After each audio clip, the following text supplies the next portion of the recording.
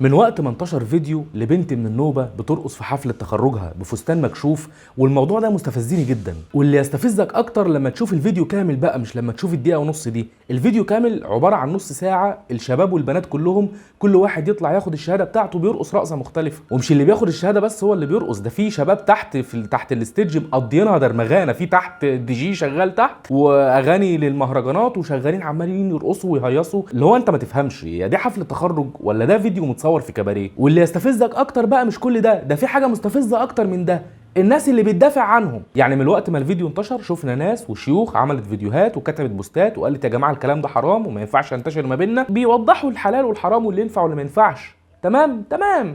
اللي مش تمام بقى الناس اللي بتدافع عن البنت اللي بترقص او الشباب اللي بيرقصوا دول، اللي هو احنا بقينا نلاقي مبرر لاي فسق، لاي حاجه حرام بتحصل عيانا بيانا معروف احنا عارفين ان ده حرام، بس بقينا نلاقي ناس بتبرر الحرام ده. لحد ما لقيت بوست يعتبر هو افضل تعليق عن الموضوع ده وبيلخص الموضوع كله. بيقول لك خلينا نتفق ان النهي عن المنكر صعب، اصعب بكتير من الامر بالمعروف. يعني مثلا لو انت قاعد مع اصحابك والاذان اذن وقلت لهم تعالوا نقوم نصلي، هيحترموك، وفي اسوأ الحالات ما حدش هيتريق عليك ولا هينتقدك. لكن لو سهرانين مع بعض سهره رايقه وواحد شغل اغنيه مثلا وجيت قلت له اقفل الاغاني عشان الاغاني حرام، ساعتها هتبقى انت الشخصيه السامجه التقيله اللي بتبوظ اي قعده وبتخرب اي خروجه، وممكن بعد كده اصلا ما تبقاش معاهم في الخروجات الجايه، بعد كده هينزلوا من غير ما يكلموك اصلا. وده شيء معروف من زمان، مش في عصرنا احنا بس ومش في امتنا احنا بس. قوم سيدنا صالح لما نبذوه عشان نهى عن منكر مش عشان امر بمعروف. قالوا يا صالح لقد كنت فينا مرجوا قبل هذا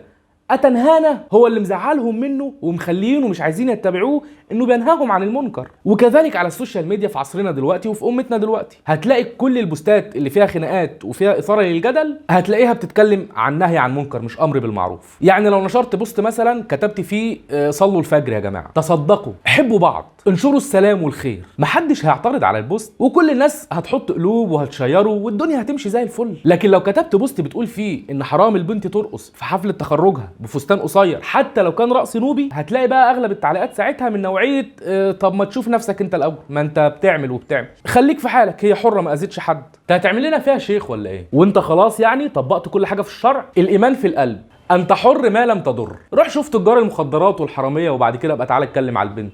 هو انت هتحاسب الناس مكان ربنا؟ مش ممكن تكون عند ربنا احسن منك، ربك رب قلوب. وهندخل بقى في جدالات كتير وهطلع في الاخر انا اللي غلطان وعامل لنا فيها شيخ وبلا بلا بلا. وبقى اللي بينهى عن المنكر قبل ما يتكلم لازم يعمل حسابه انه لما ينهى عن المنكر لازم يستحمل الكلام اللي هيتجلد بيه بعدها. وكأن بقى العادي والطبيعي هو ان المنكر يبقى منتشر والغلط والشاذ والغريب هو اللي ينهى عنه. لما تشوف كل ده بيحصل قدامك ساعتها ما تستغربش ازاي لما المسيح الدجال هيظهر في ناس هتتبعه وتصدقه. لما تشوف ده بيحصل قدامك ساعتها هتتأكد ان لما المسيح الدجال يظهر هتلاقي ناس بتدافع عنه وبينهروا اللي بينهوا الناس عن اتباعه. لما تشوف ده بيحصل قدامك ساعتها امسك عليك لسانك وليسعك بيتك ولتبكي على خطيئتك.